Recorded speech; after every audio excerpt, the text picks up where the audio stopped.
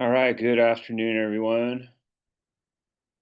Thanks for being here, those of you who are here synchronously with us. Hope everybody's doing well.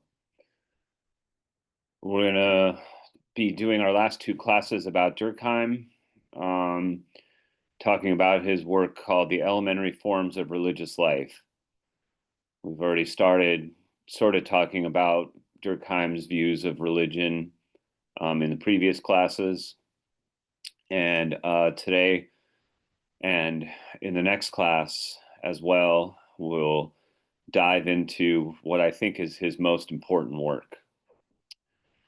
In terms of announcements, as I sort of intimated last time, but wasn't completely sure, I've decided to sort of back up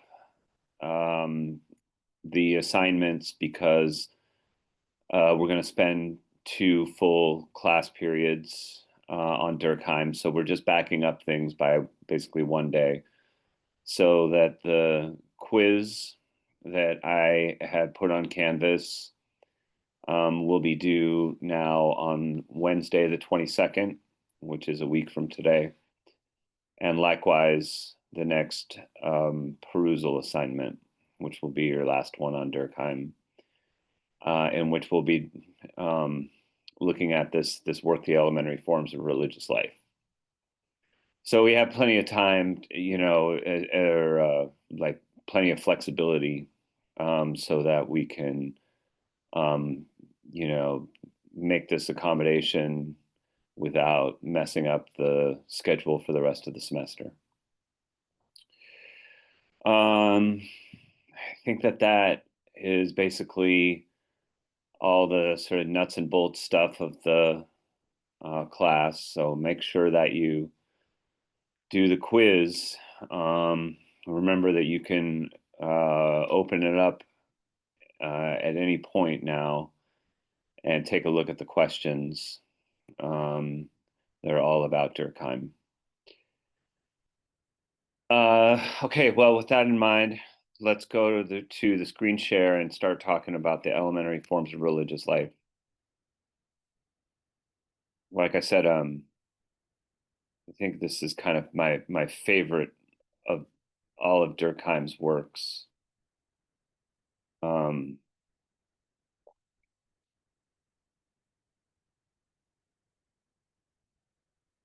We've already kind of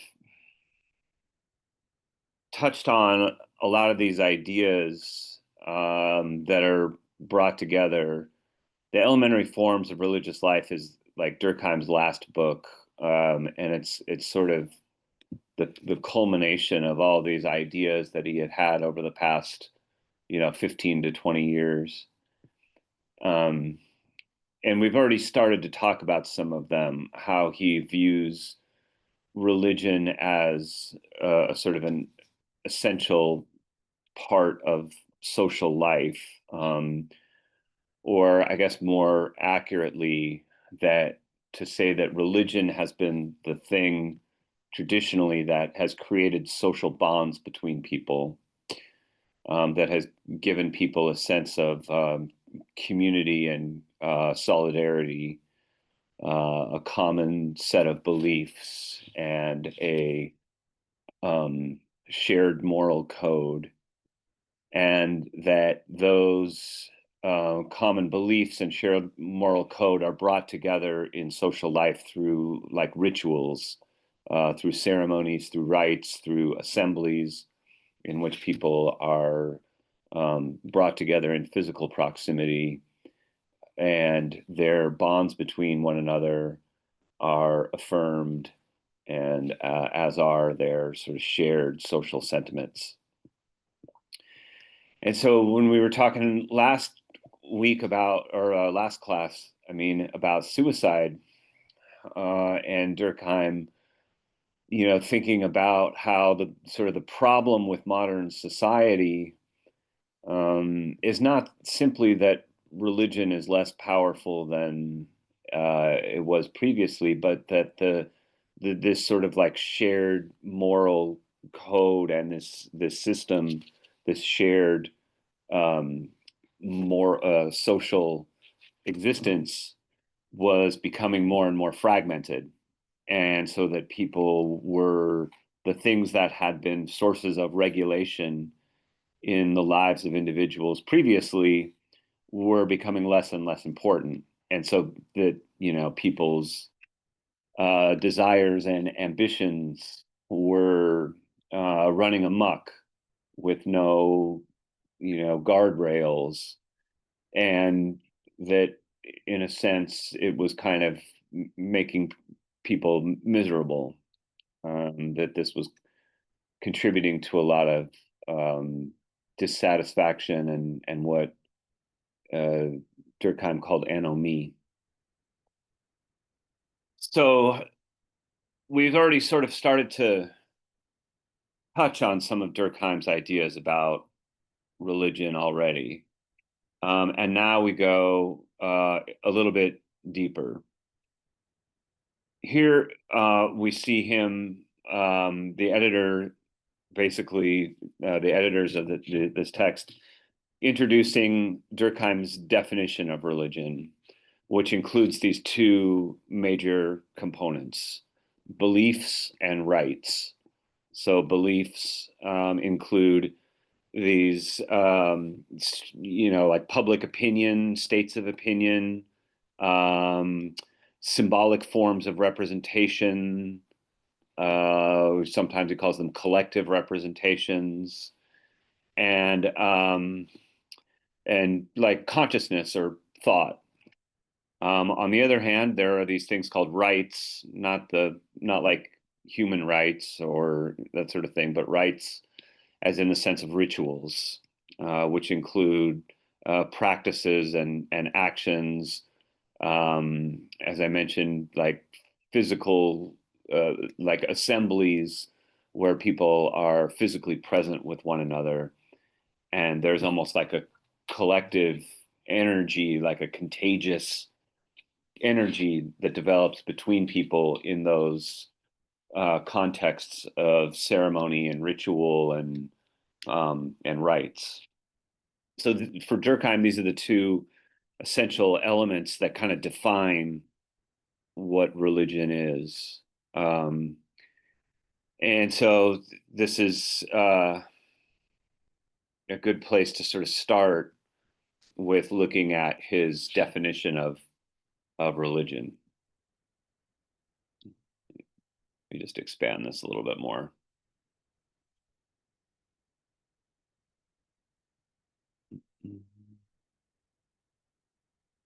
Okay.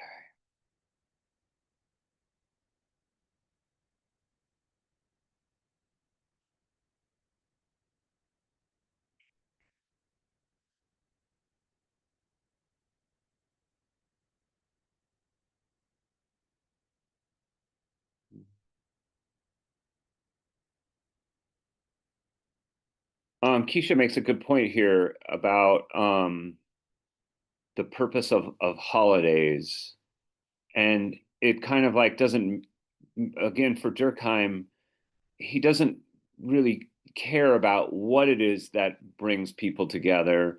The important thing is that they're brought together in the first place. So, as Keisha observes in this comment, Durkheim sees religious and secular holidays as very similar because they both have this similar social function. They bring people together. And he believes that no matter what the occasion, when people gather, it helps to build those social bonds. It affirms those social bonds.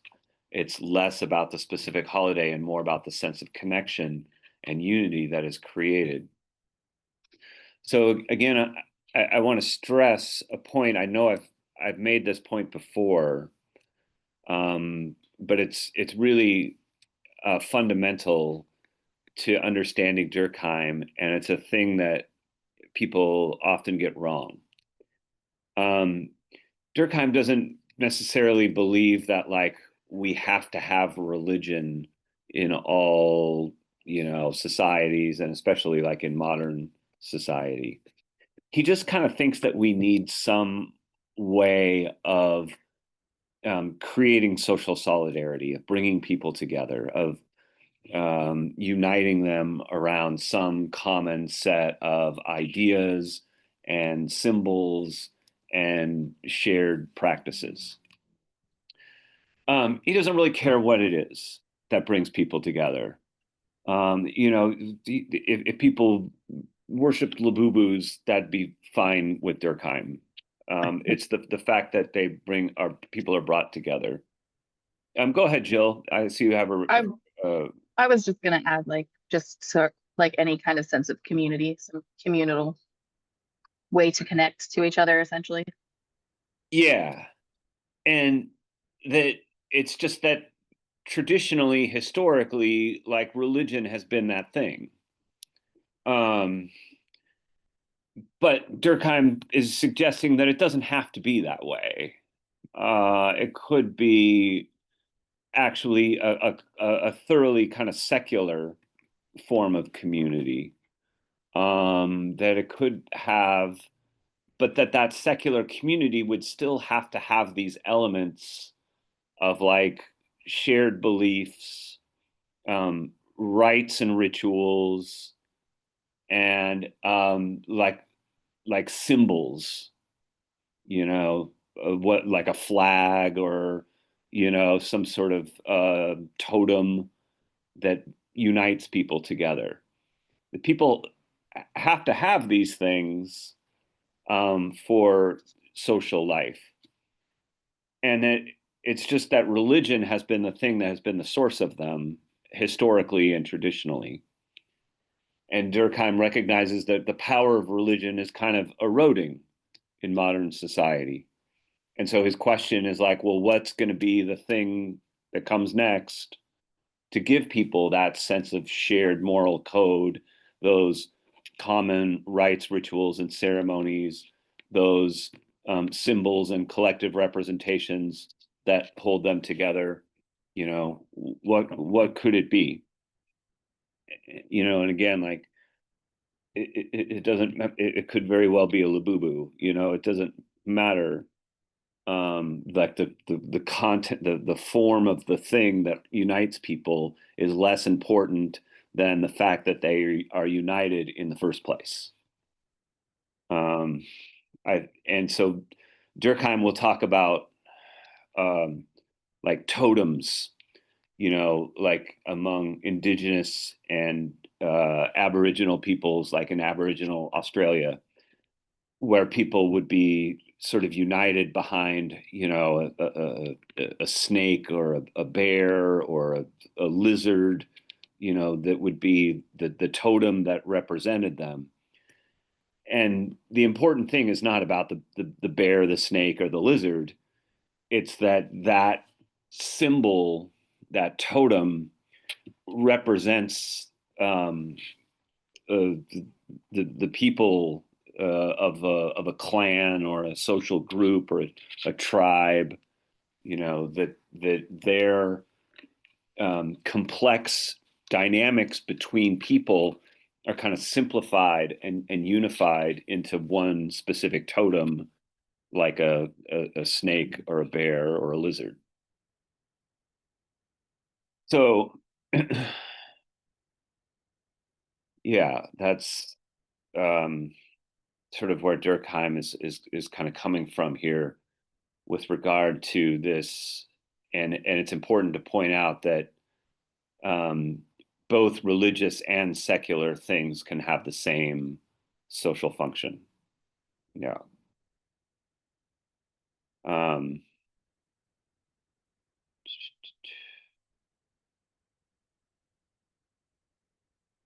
okay.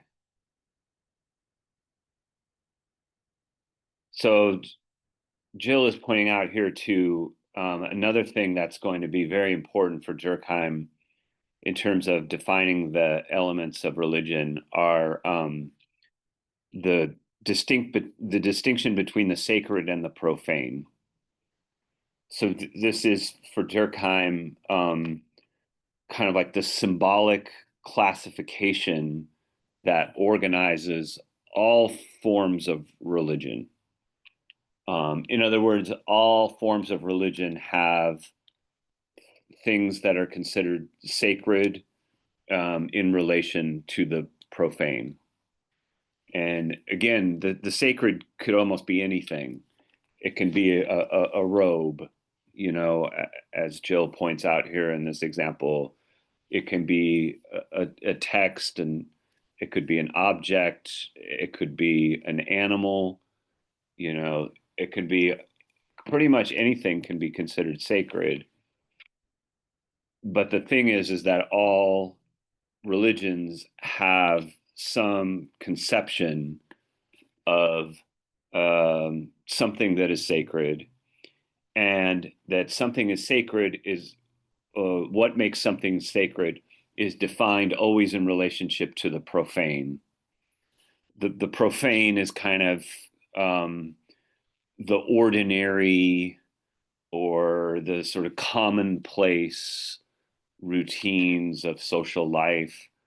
The profane kind of means two things at the same time. It means something that's kind of like dirty, or you know like evil would be an extreme, but like something that is kind of like profanity, like bad language, or something that is considered, when something is profane, it's like considered kind of like dirty, in the sense of like impure, but also like physically close to the dirt, like on the ground.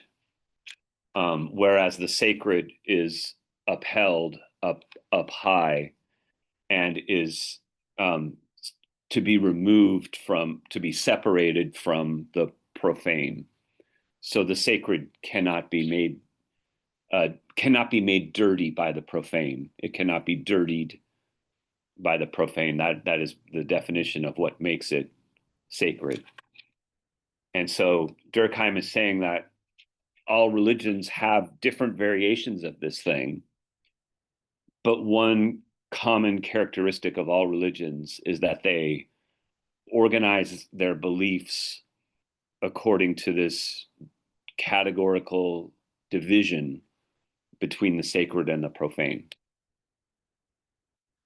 So this we will get into more here, but the editors are kind of using this example here in the text. And we'll have plenty of other chances to talk about the sacred and the profane here as we go along. Okay. So yeah, here again, he comes back to this basic definition. He starts off, now we're looking at Durkheim's text itself, and he starts off by saying, that there's this fundamental, these two fundamental categories of religion, beliefs and rites. I should mention at this point that what Durkheim has decided to do, so think about the title for a second, the elementary forms of religious life. He wants to know the basic elements of religion across all kinds of societies and cultures and histories. Like, what are the common characteristics, the common elements that all religions share? What are the things that they all, in some way or another, have in common? Another way to think of it is like, what are the building blocks that all religions draw upon in some kind of way? And so to answer that question, Durkheim looks to what are considered the most like primitive religions. And those are like the religions of indigenous peoples. In his case, he looks at the Aboriginal peoples in Australia, the people who worship totems and animals and objects and things of this manner, and are divided into different like clans. And so Durkheim thinks basically that you can understand the most elementary forms of religious life by going back to these primitive religions, and looking at the so-called like the first or like the primary characteristics of those religions. I'm not totally convinced that this is the case. I'm not the. I don't think that you can understand everything you need to know about religion by looking back to like these so-called primitive indigenous religions. Um, so I'm a little skeptical about that. But I do think that this study still has enormous significance and has very important things to say just based on his observations about these so-called primitive religions. Um, even if it doesn't tell us everything we need to know about religious life, it still has a lot to tell us, and not just about religious life, but about the way that humans use symbols, the way that humans engage in rituals and rites, the way that humans uh, kind of feed on each other's energy in these moments that he calls collective effervescence. There's a lot in this study to teach us.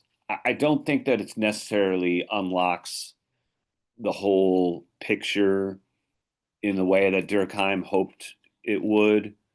I think Durkheim thinks like basically like that um, that these primitive religions, these so-called primitive religions, tell us everything that we need to know about religion in general, and that I'm skeptical of, but I still think that even if he's not right about that, that this gives us a very important perspective. So I just wanted to say that as we get into these things about preliminary questions, because this is a section of the text where Durkheim is going to talk about kind of like what motivated his study, why he took on this analysis of these so-called primitive religions.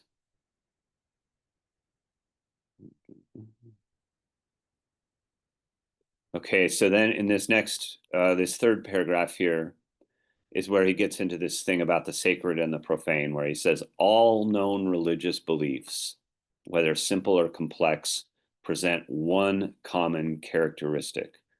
They presuppose a classification of all the things, real and ideal, of which men think, into two classes or opposed groups, generally designated by two distinct terms, which are translated well enough by the words profane and sacred.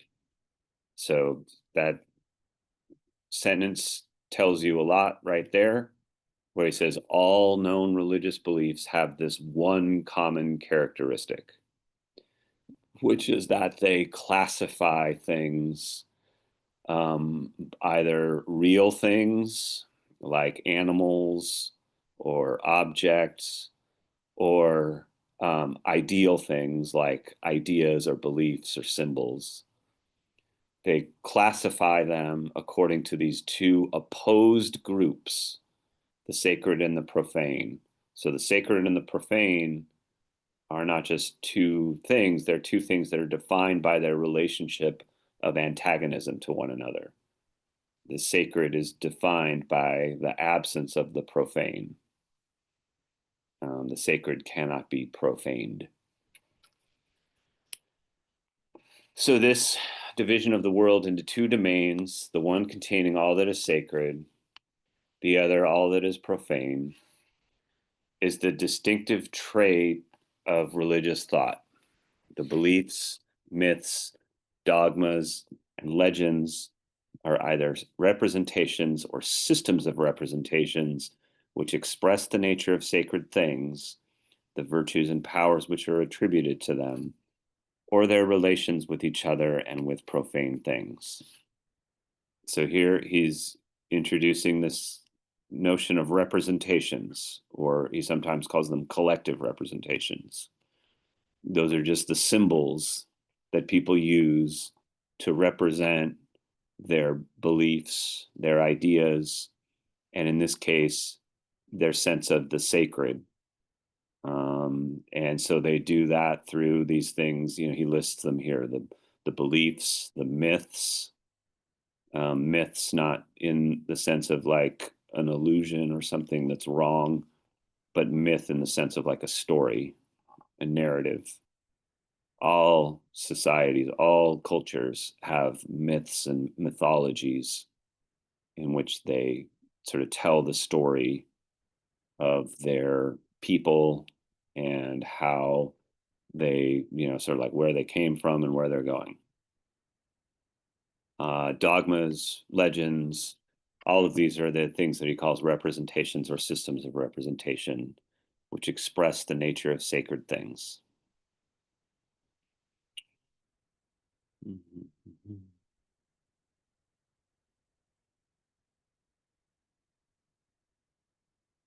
Here he's basically just saying like, that anything can kind of be considered to be sacred.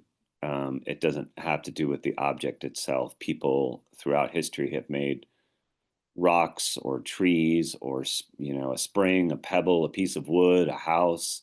In a word, anything can be sacred. So it's not about the thing itself. It's about the meaning that people attached to that object.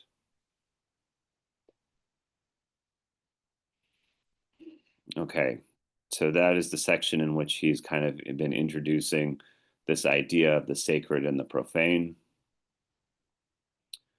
Um,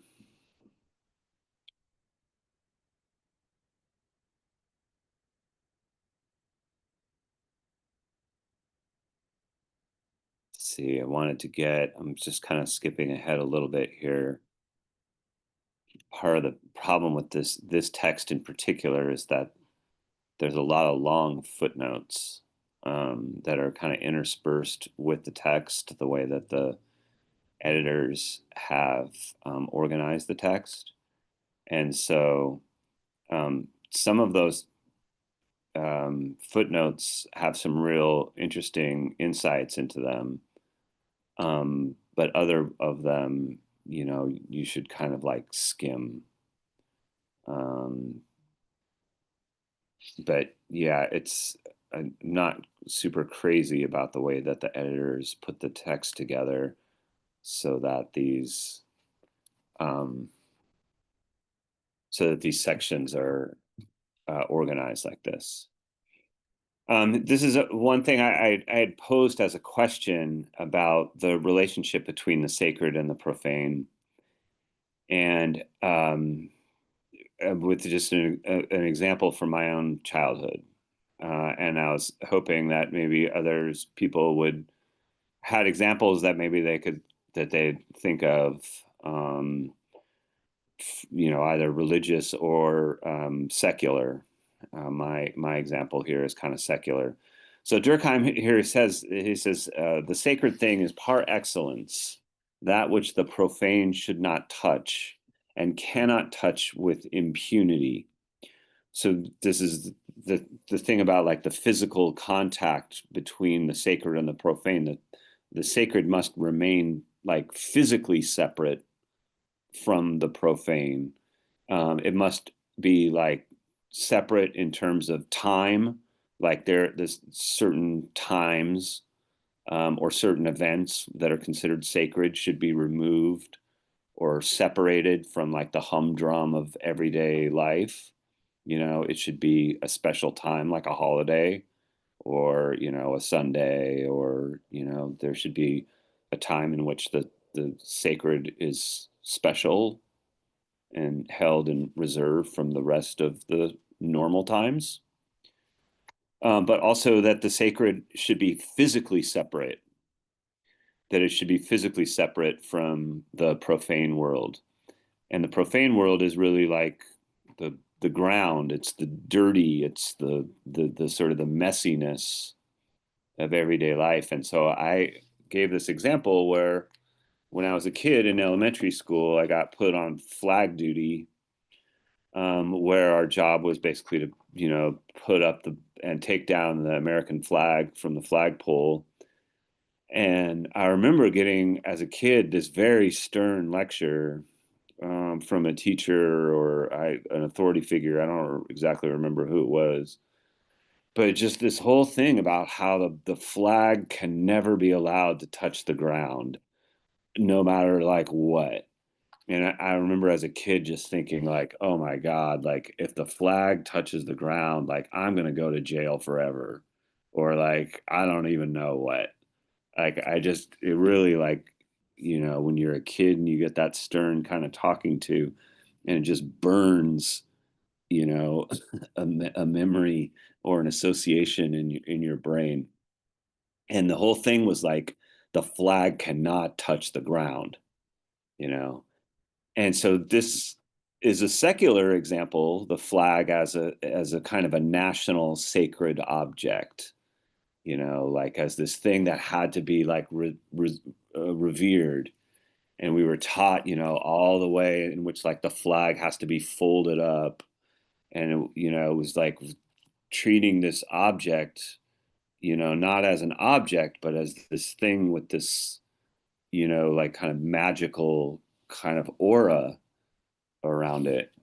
Um, and so that was the first lesson I think I learned about this distinction between the sacred and the profane. And like I said, it's a totally secular example, but about how like the physical separation, the material separation of the sacred realm from the profane realm was really operative. So if you all wanted to chime in, if you had thought about examples about that, I'd love to hear them. If you have similar kind of experiences, either in a religious or in a secular setting.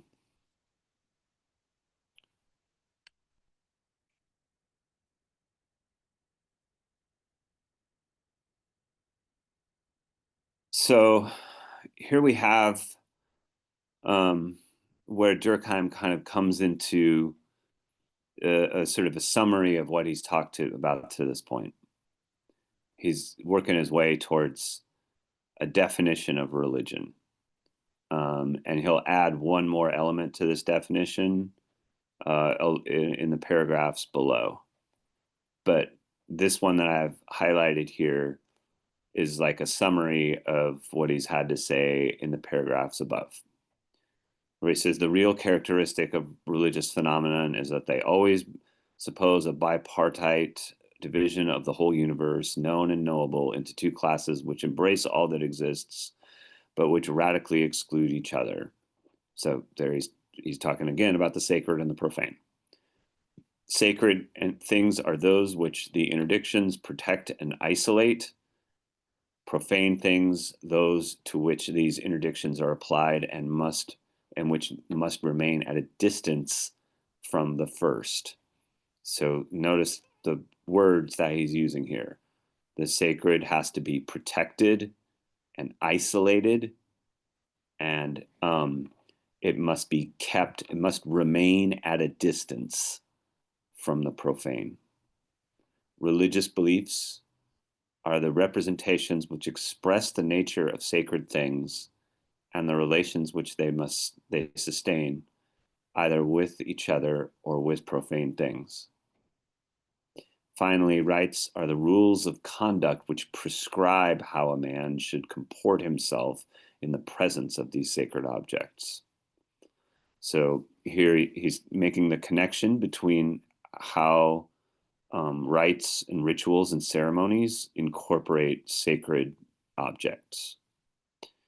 So their rites and rituals are kind of defined by these rules about how sacred objects and how we are supposed to act in the presence of them.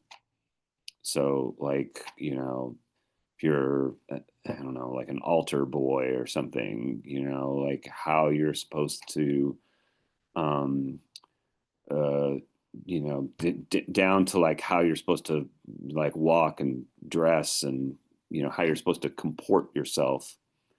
In my case, as a kid, how we were supposed to handle the flag, how we were supposed to handle these sacred objects.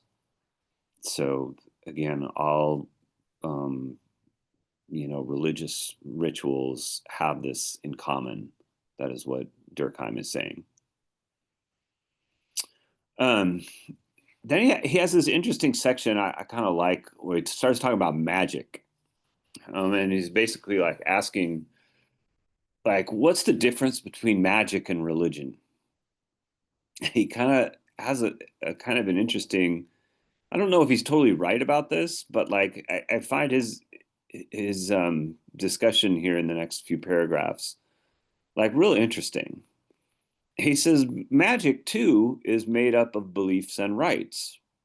Like religion, it has its myths and its dogmas, only they are more elementary, undoubtedly because, seeking technical and utilitarian ends, it does not waste its time in pure speculation. It has its ceremonies, sacrifices, lustrations, prayers, chants, and dances as well. The beings which the magician invokes and the forces which he throws into play are not merely of the same nature as the forces and beings to which religion addresses itself. Very frequently, they are identically the same. Thus, even with the most inferior societies, the souls of the dead are essentially sacred things and the objects of religious rites. So he's basically saying, like, well, like magic does all these other same things. They have all these same kind of like rituals and rites. They have their own, myths and symbols and beliefs and dogmas. They have their, own kind of ceremonies and prayers and chants. So like, why not magic? Like why not, why couldn't we just like go and become believers in magic and ditch this whole religion thing?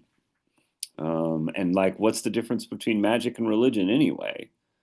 Is religion just another form of magic? Is it like what separates these things?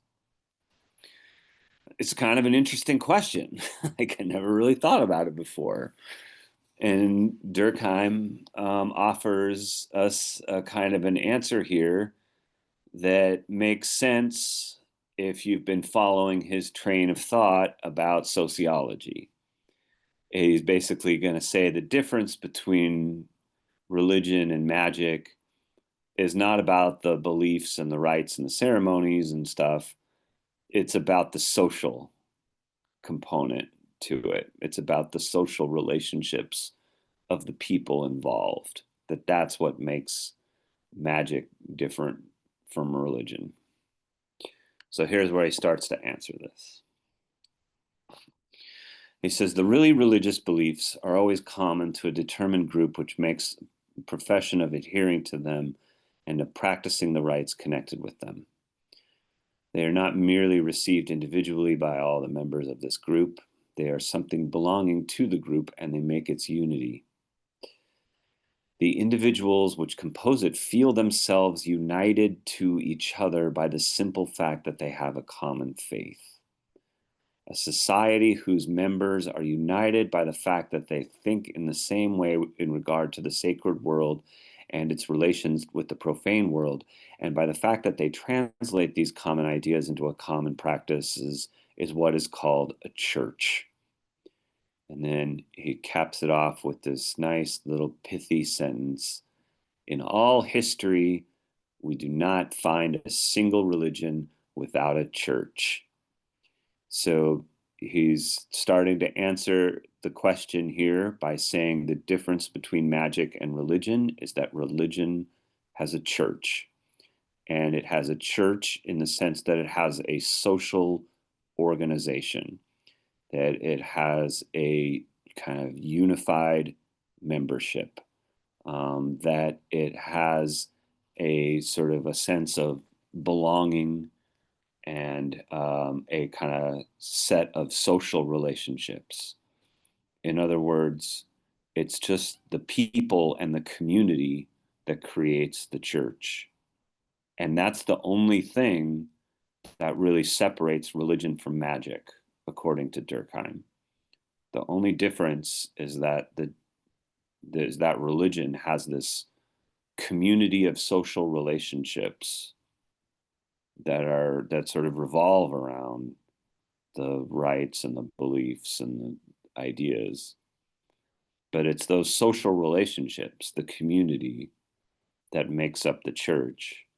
And that's the only thing that makes religion different from magic.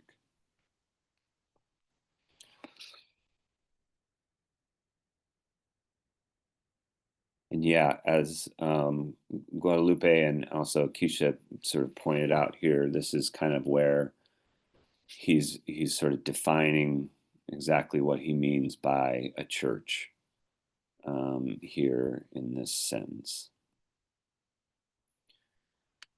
And then he sort of takes the other side and he talks about like, well, why, you know, what kind of social relationships are involved in magic? And he says, to quite another matter with magic. To be sure, the belief in magic is always more or less general. It is frequently diffused in large masses of the population, and there are even peoples where it has as many adherents as the real religion. But it does not result in binding together those who adhere to it, nor in uniting them into a group leading a common life. There is no church of magic. Between the magician and the individuals who consult them, as between these individuals themselves, there are no lasting bonds which make them members of the same moral community, comparable to that formed by the believers in the same God or the observers of the same cult. The magician has a clientele and not a church. I don't know if he's totally right about this. I don't know enough about magic or the magic community or whatever to know that like that this is true, that there is no church of magic, as he directly puts it, or that the magician has a clientele and not a church. But regardless of whether he's right about that, this is pretty clear the way that he's making this distinction or differentiation. That is really nothing. It's not about the content of the beliefs or the ideas that makes magic different from religion. It's this social organization that he calls the church. Another way of thinking of it is just like, oh, religion is just magic with a building. Like religion is just like the same as like magic. They just have like a building to go to and like a group of people in a community. But otherwise, it's the same like hocus pocus. Like that might be kind of a version of what Durkheim is suggesting here. You know that it's all these kind of this kind of supernatural witchcraft, and one has legitimacy and the other doesn't. And the only reason that the religion has legitimacy is that it has this kind of institutionalized social form. It has a building and it has a community. Whereas magic, is just like something practiced, in the woods at night, or, I don't know. But this is like where Durkheim is kind of going with this. You can decide whether or not you think that Durkheim's right about this. I always think like, wasn't there a game when like people like me were growing up called Magic the Gathering? So doesn't like Magic have like some gatherings or assemblies or something between them? I don't know. I don't know if he's totally right about this, but it's interesting the sort of the definition. And again, it comes back like Durkheim's always coming back to the social. He's always coming back to the idea that like the only thing that makes you know, this thing kind of unique or functional is its social element, is the way that it consolidates relationships between people. So yeah, he's going on again, like here again, like he says, he sort of concedes it. He's like, well, magicians form societies among themselves. It happens that they assemble more or less periodically to celebrate certain rites in common. It is well known that a place of these assemblies of witches hold in European folklore.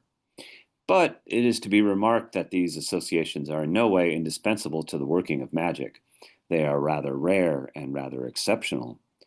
The magician has no need of uniting himself to his fellows to practice his art. More frequently, he is a recluse. In general, far from seeking society, he flees it. So I guess that's, that sort of sounds kind of true. That, the difference of, like, say magicians or various kind of shamans or witches or this sort of things is that, they don't have this kind of official recognition. And so they don't, necessarily need like a congregation or, a bunch of worshipers in the same way that a religion does. The magician often practices their magic, in um, relative isolation. Is he suggesting that's when he says more frequently he is a recluse, somebody who tries to flee society, whereas a priest or a religious official of any sort needs to have a congregation. They need worshipers. They need other people. Whereas the magician is more involved in a relationship with the natural and the supernatural. I think that's basically what he's trying to say here.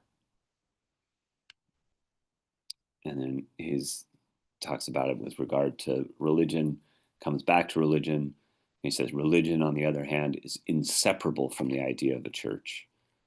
From this point, there is an essential difference between magic and religion. But what is especially important is when these societies of magic are formed, they do not include all the adherents to magic, but only the magicians. The laymen, if they may be so called, that is to say, those for whose profit the rites are celebrated, in fine, those who represent the worshippers in the regular cults, are excluded.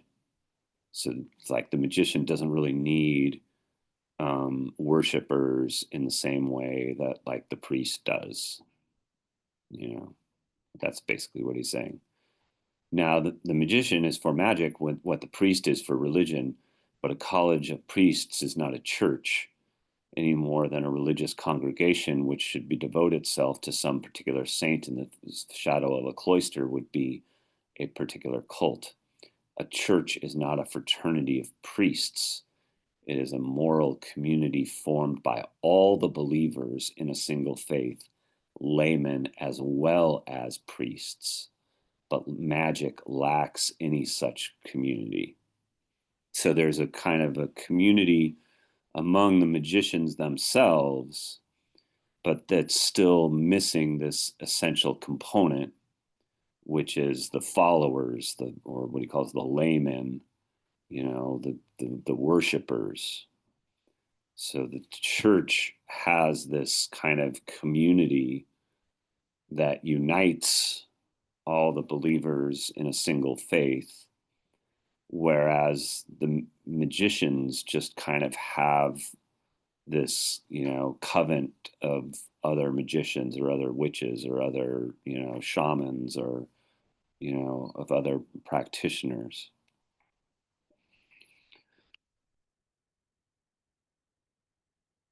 So here then he kind of comes to his final conclusion and gives you like, it wraps it up in a nice little bow.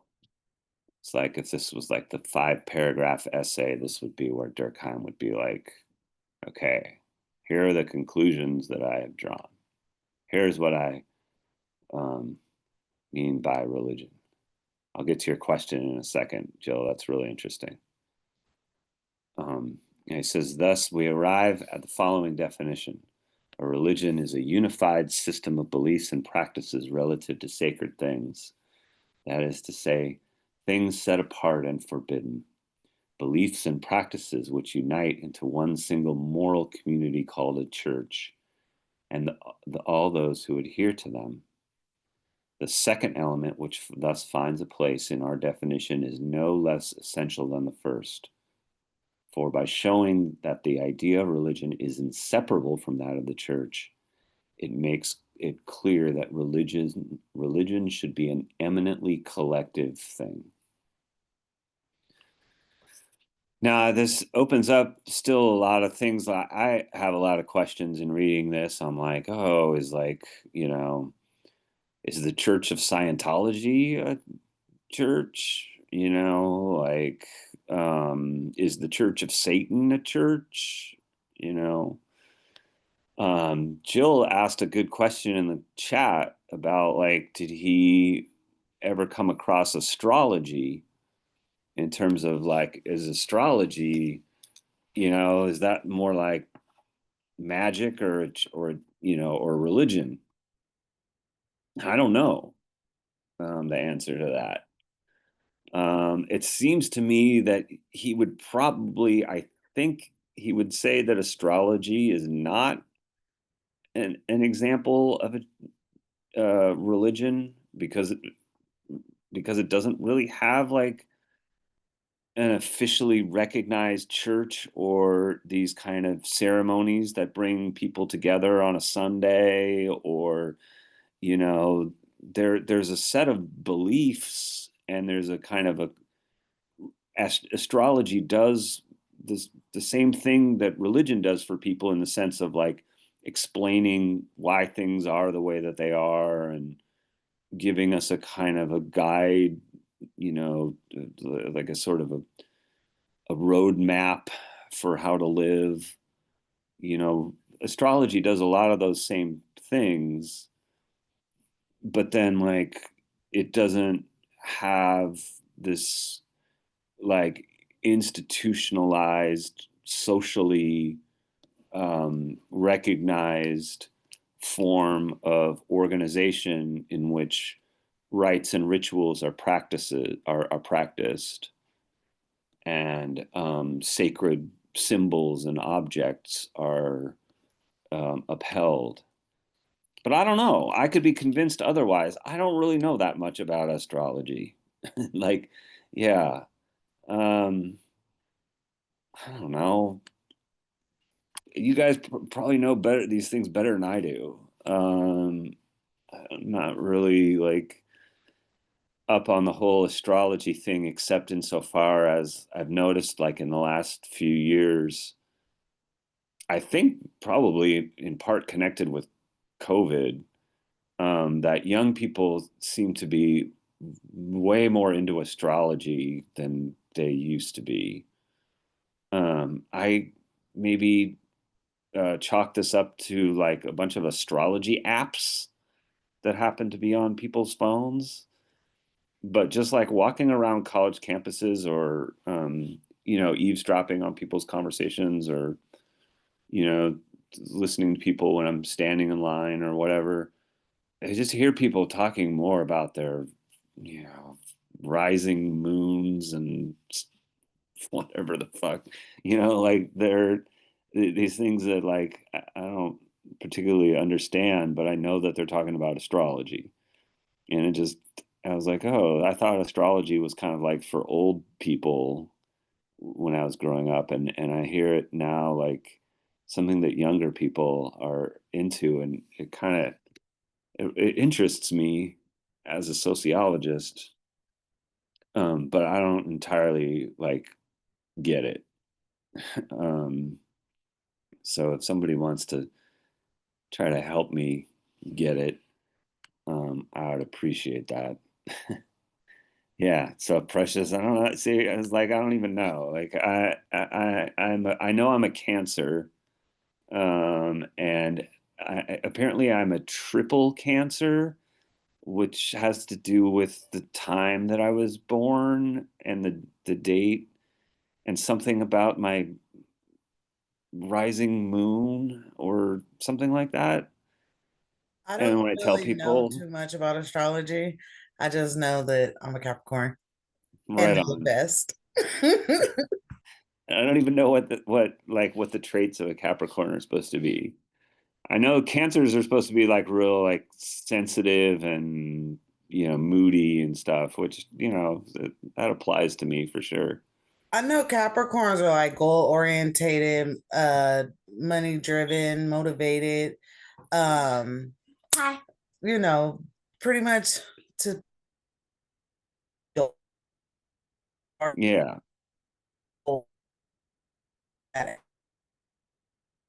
I don't know. I've told people that I'm a triple Cancer before, and they're like, "Whoa," like, "Oh my God, how do you manage to live through life?"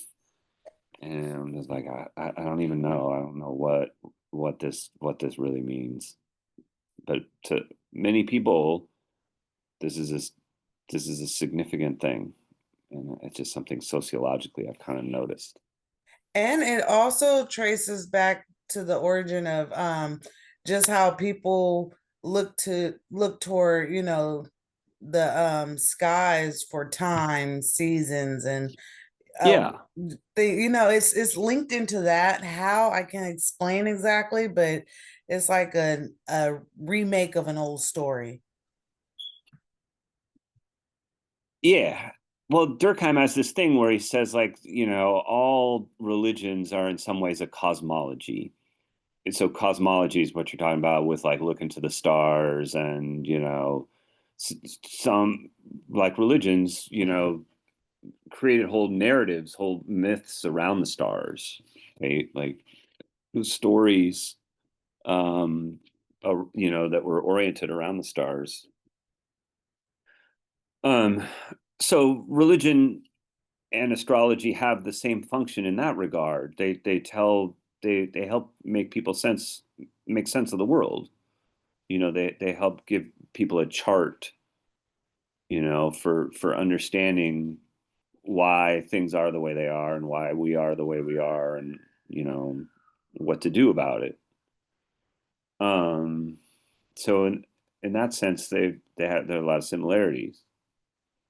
Um, and I think that like what Durkheim is saying is that kind of the only difference is that religion is like institutionalized and organized and socially recognized, um, and has these rites and rituals attached to them. Jill made a really good point in the chat too, um, about like younger people. This is like I've kind of suspected this too, that with all the just constant crisis that we're been living through, and as Jill says, people who can't live up to their parents and grandparents' standard of living are constantly searching for meaning. And I think this is something that would not surprise Durkheim at all. That like the sort of the accelerated pace of social change and crisis causes people to reach for any sort of explanations. Um, so this would apply to astrology, but I think it also applies to like conspiracy theories. Why people gravitate towards these, in some cases, just totally bananas ideas that circulate on the internet, with QAnon and these kinds of groups. I think is like symptomatic of the fact that we live in this really confusing world in which people are looking for explanations, and conspiracy theories provide you know really kind of easy explanations for a complicated world. They help us kind of make sense of things, and then we kind of feel like we know something that everybody else doesn't know. If you follow conspiracy theories, you're like, oh, these these dumb sheeple, these these people that don't realize that they've had the wool pulled over their eyes, but I know the real, sort of truth about the way things are. And I think Durkheim would see these things as symptomatic, as symptoms of a world that's changing really fast in really confusing directions, and where a lot of people feel left out for all sorts of justifiable reasons. And then they kind of look to they look for explanations, and the authority of these kinds of institutions like the church is not as strong as it used to be. And so people go looking into all sorts of corners of the internet for a story, for some, way of connecting the dots, to make sense. Because again, if there's one thing human beings have to do, according to like Durkheim and Weber, it's that they have to make sense of the world. That people we are people that have an inherent need to understand and make sense and interpret, and then to use things like symbols to express that meaning. So I don't know. There's a lot of food for thought there, and I don't pretend to have all those answers for those questions. I kind of think that's what kind of makes it fun to be a sociologist, is like we can, kind of kick around various theories and explanations, and discuss them without, the certainty of like what is right. We can, engage in those kinds of discussions without, being certain that there's like a right answer.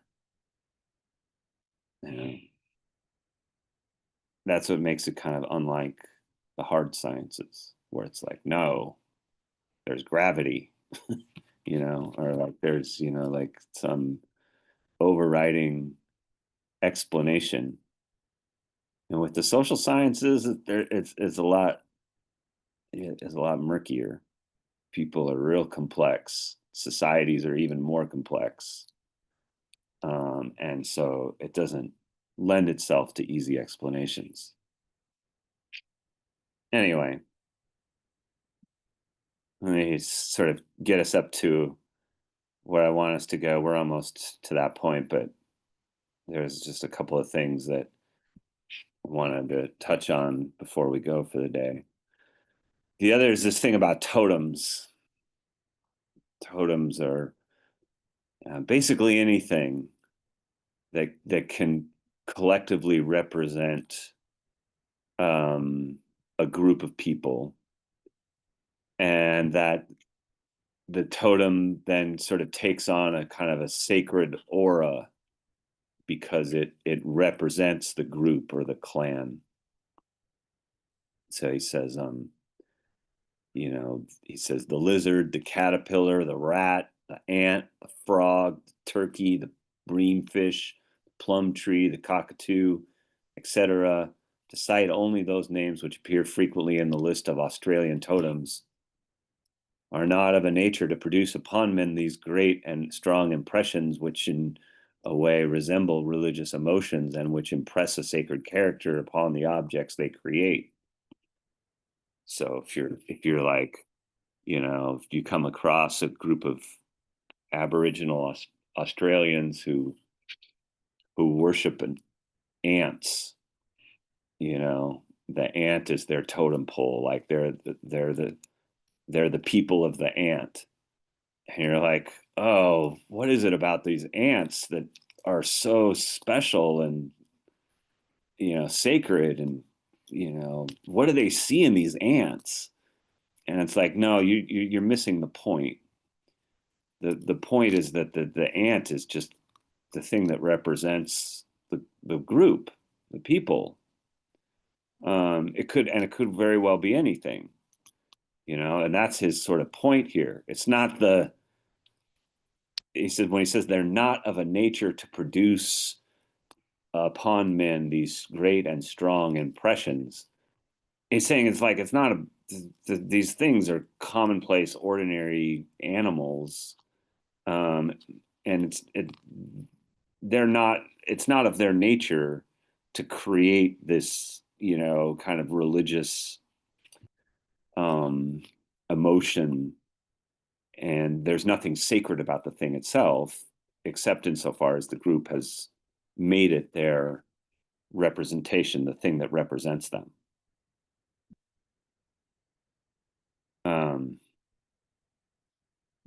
When I read this stuff about totems, I'll touch upon this later too. When I read upon this stuff about totems, that Durkheim says, I automatically start thinking about like modern day sports teams as basically like the equivalent of totem worship, where people, are, like the Bears or the Lions or the Cowboys or the 49ers, like the totem, those are the totems that serve to unite and create this community of people.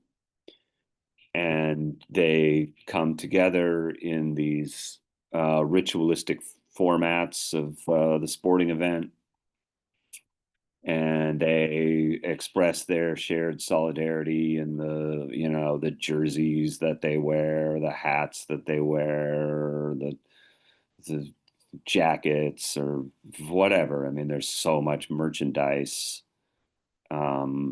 sports merchandise out there that creates this same kind of like idea of like a totemistic clan or a tribe, and so it's like we modern peoples are not above this at all. We still are doing the same thing. We're sort of using these totemistic objects and animals to represent a group of people. Yeah.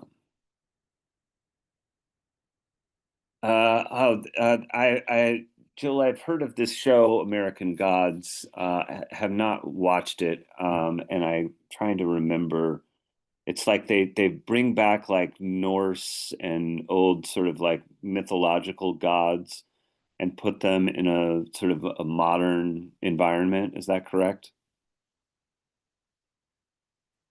You may not be able to answer wherever you are, but yeah, I haven't watched that yet, but thank you for reminding me about that. I've heard that it's a really good show, and it takes up the same kinds of things where like these um, gods, or more like sort of like mythological deities, are brought into I think like into present modern day life.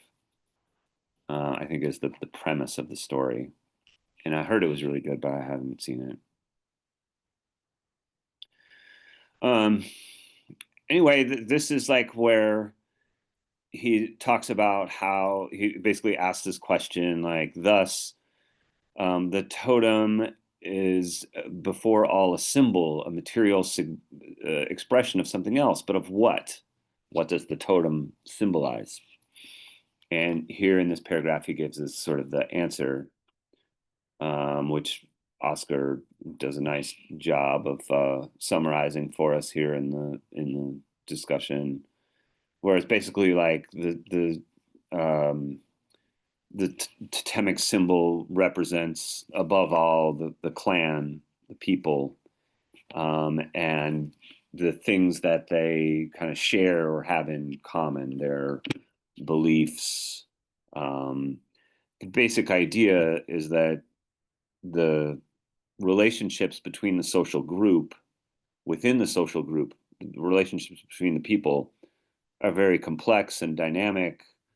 And so what the totem allows the people to do is basically unite behind a particular representation, so that complexity is simplified into this unifying symbol. And the symbol represents those people, but it also is the kind of the source of their solidarity. It's the thing that, not only expresses their unity, but actually helps to unite them. Right. So that, like on a Sunday afternoon, a football game, people come together, the people of the lion come together to oppose the people of the bear, in a lions versus bears game.